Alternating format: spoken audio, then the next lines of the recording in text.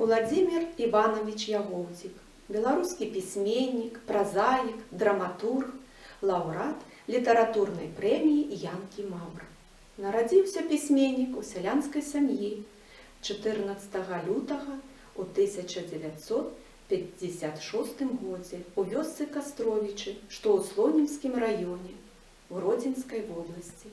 Скончыў філалагічны факультэт Беларускага дзяржаўнага універсітэта, працаваў карэспандэнтам у рэдакцыях шматлікіх газет і часопісаў. Першыя вершы былі надрукаваны на старонках газеты «Гродзенская праўда». Сябра Саюза беларускіх пісьменнікаў. Творчасць і пісьменніка вельмі багата і разнастайная. Яго кнігі – гэта своеасаблівая і вельмі цікавая энцыклапедыя для дзяцей і іх бацькоў. Аўтар расказвае пра кветкі, ягады, грыбы, што растуць на Беларусі, а таксама пра птушак, жывёл, вадзяную жыўнасць, якія сустракаюцца на нашай зямлі.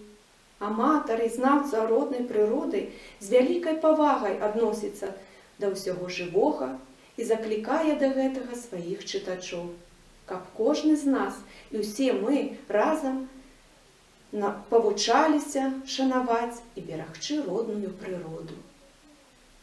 Пісьменнік вядзе цікавую размову з чытачом пра бацькаўшчыну, пра гістарычнае мінулае нашай краіны. Аўтар знаёміць юных чытачоў са значнымі гістарычнымі падзеямі і славутымі асобамі. Асаблівае месца ў яго творчасці займаюць казкі, апавяданні, аповесці, легенды, паданні і загадкі для дзяцей, а таксама п'есы, што ставіліся ў лялечных і драматычных тэатрах краіны, на беларускім радыё і тэлебачанні. Слонімскі празаік Уладзімір Ягоўцік працягвае шмат пісаць для юных чытачоў. Будзем чакаць новых кніг таленавітага пісьменніка. А зараз прапануем паслухаць легенду аўтара «Жабіны вочкі». Здарылася гэта ў даўнія часы. Вандраваў па свеце добры чараўнік. І сталася так, што прывялі яго дарогі на нашу Беларусь. Азірнуўся вакол сябе чараўнік і аж засмяяўся ад радасці. Такая прыгожая зямля яшчэ не сустракалася на ягоным шляху. Куды ні кінеш бокам, да неба паднімаюцца векавыя пушчы. А на іх, як бы шапкамі, адпачываюць воблакі.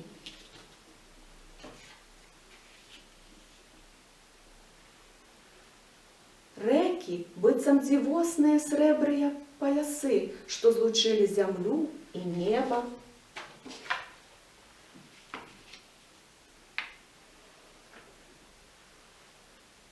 І зусім зачаравалі вандроўніка празрыстыя азёры нашы, падобныя на вочы прыгажун дзяўчат. Ну а зусім засмуціла яго хіба тое, што на зямлі было шмат усялякіх гадзюк, вужакаў,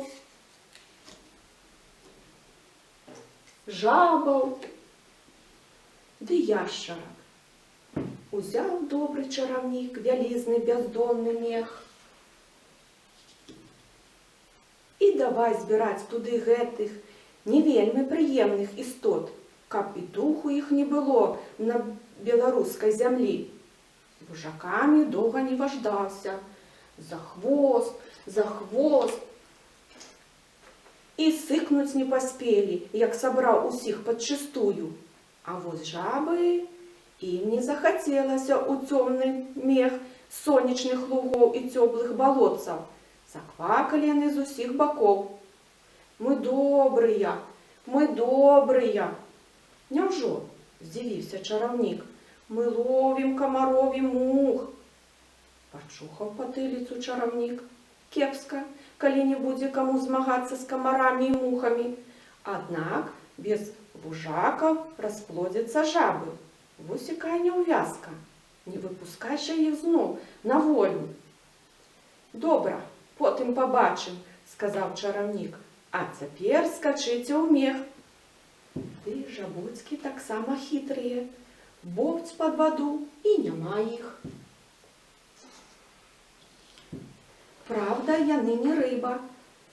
Цэлы дзень хавацца на дне не здатны. Давай паціху паднімацца на паверхню і цікаваць сваімі вачанятымі лупачыкамі, што робіць чараўнік. А ён чакаў, пакуль як мага больш жабуцькаў пакажацца з вады, махнуў рукою, і замест жабіных лупачыкаў навокал рассыпались дробныя блакітныя кветачкі. І сёння яны растуць на кожнай балацявіне. Правда, іх называюць па-іншаму незабудкамі.